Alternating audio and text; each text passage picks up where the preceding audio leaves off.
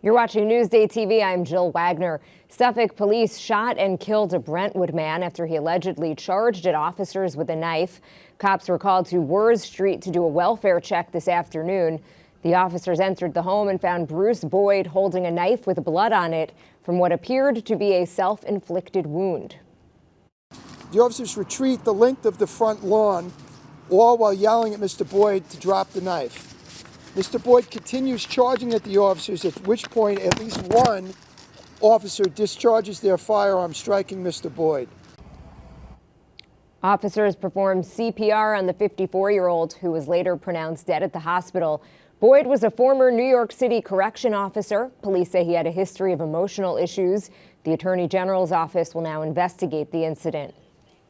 Police are looking for the people or person who scrawled anti-Semitic graffiti at a popular park in Franklin Square. It was discovered at the outdoor courts at Rath Park.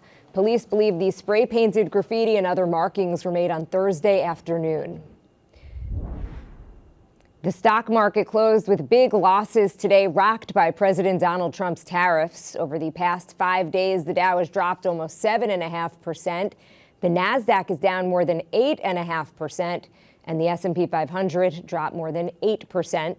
We spoke to some Long Islanders who say they are worried about the economy. The grocery store is costing you $100 more a week than it used to. If everything goes up and your paycheck doesn't. Just be mindful of what you spend because, with the interest rates, housing market, everyday living, the cost of eggs. I know it sounds simple, but when you eat 4 eggs a day. Trump says one of the long-term goals for the tariffs is getting more manufacturing jobs back to the United States. It was a win on opening day for the Mets. Fans at Citi Field were excited to be back. Let's go, Mets! Let's go, Mets! And now that Soto's on the team, I feel like we're going to be a better team this year. We're excited. Really We've been coming for a lot of years. He's been coming since he was a baby, so it's a good time. I hope we make the playoffs again and make another run for the World Series.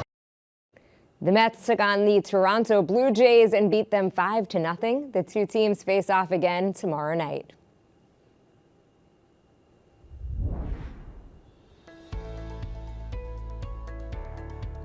Now, a quick look at tomorrow's weather. It looks like it's going to be a rainy day, highs reaching 50 degrees. We'll take a look at the 7-day forecast later in the show.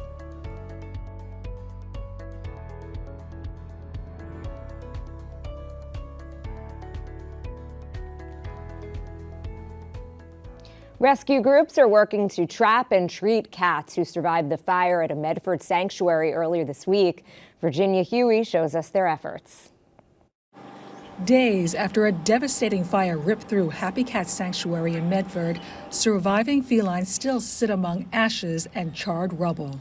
The sanctuary's founder, Chris Arsenault, was killed trying to save hundreds of cats from the flames. It's very hard seeing the situation that they are in, being that their dad isn't here, being that the place isn't operating like it used to. It was a stress-free environment, and now it's chaos for them. About 100 cats died in the fire. You got him, bud. But an estimated 200 made it out alive. Volunteers spent the day rounding up surviving felines from the property and nearby woods with traps and nets. We go to the side. Rescued cats were checked out in a mobile veterinarian clinic stationed on the property by Paws of War. We're seeing many of them with burnt paws, burnt whiskers. For Robert Masiri and Frankie Floridia, the rescue mission is personal. They helped Arsenault build parts of the cat sanctuary before it opened in 2007. It's heartbreaking because we've seen him build this from the very, very beginning. This was his passion.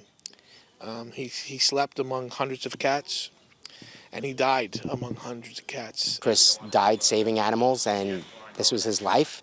And he would want us to do the same, helping him get these cats to safety and completing his legacy. Once the cats are removed from the property, they will be temporarily housed at this pet supply warehouse in Suffolk County.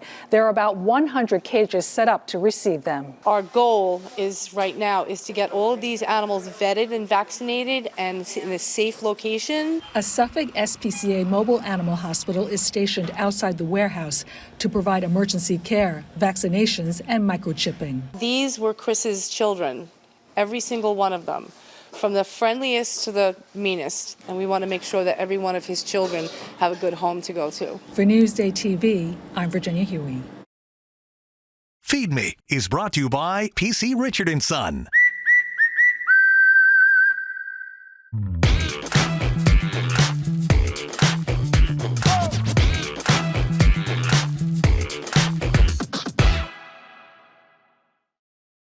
Let's go. Ready? All you can eat sushi? Sounds great, right? Well, I met up with Newsday food reporter Andy Berlin, who thinks she found the best sushi deal on Long Island. The quality here of the sushi, all you can eat, is the best all you can eat sushi I've ever had. It used to be called Ginza sushi, but a year or two ago it became Cinnabar, and they changed it to basically just all you can eat sushi. Okay, tuna avocado. Go. Super fresh. Good fish, good tuna. I like that. That was really nice. I feel like we should eat this lobster lover because it's like it's huge. Okay. That will fill you up. Yeah. If you get too many of those, you're done. Okay, so here's my strategy when I go into a place like this for the most bang for your buck. Focus on the nigiri. It's the fish on top of a little rice. That's where it's at. That's a good piece of fish.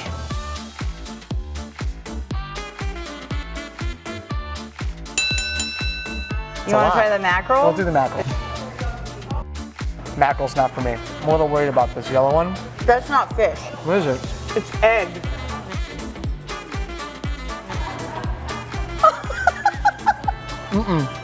This is the one I chose. Looks very appealing. What is in here?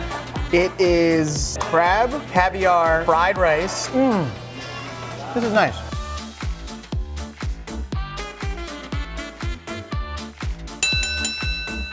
Andy decided to step it up a notch. These are hand rolls. So hand roll is my favorite kind of sushi because it's actually how you're supposed to eat sushi, with the seaweed on the outside. American sushi, they decided to put the seaweed on the inside and the rice on the outside because they thought that Americans wouldn't like the taste of seaweed.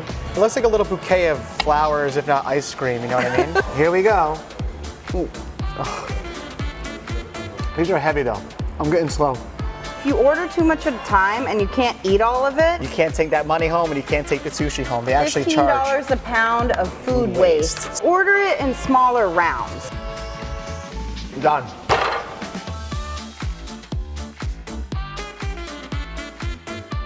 Impressive. Oh!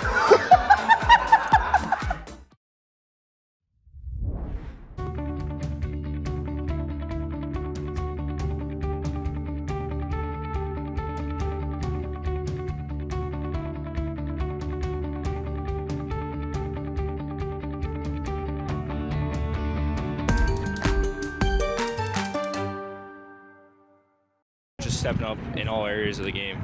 With a dominant 15-1 season and a deep playoff run, Half Hollow Hills captured their first county championship as a combined program last year. And at the center of it all was Anthony Rayo. He can create for himself. He can create for his teammates. He picks his teammates up. He's a great leader on the field just through the things that he does. The senior attackman was unstoppable last season, racking up 119 points on his way to being named an All-American and Newsday's Player of the Year.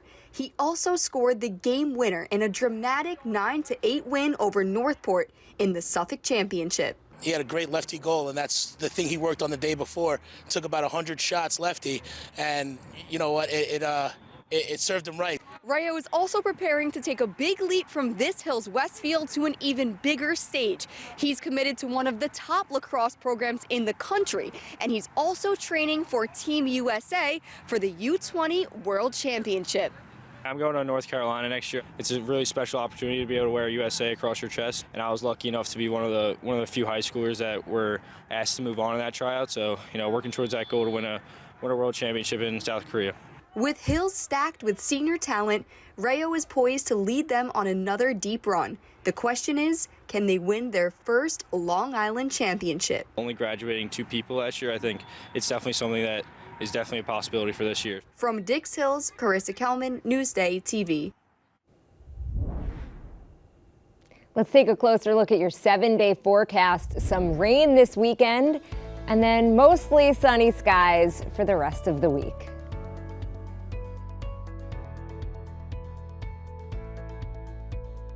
Long Island weather is brought to you by Fire Island Ferries. You're watching Newsday TV. For more on all of the stories that you've seen today, head over to Newsday.com and click Get More under the Newsday TV video box. I am Jill Wagner. Thank you for joining us.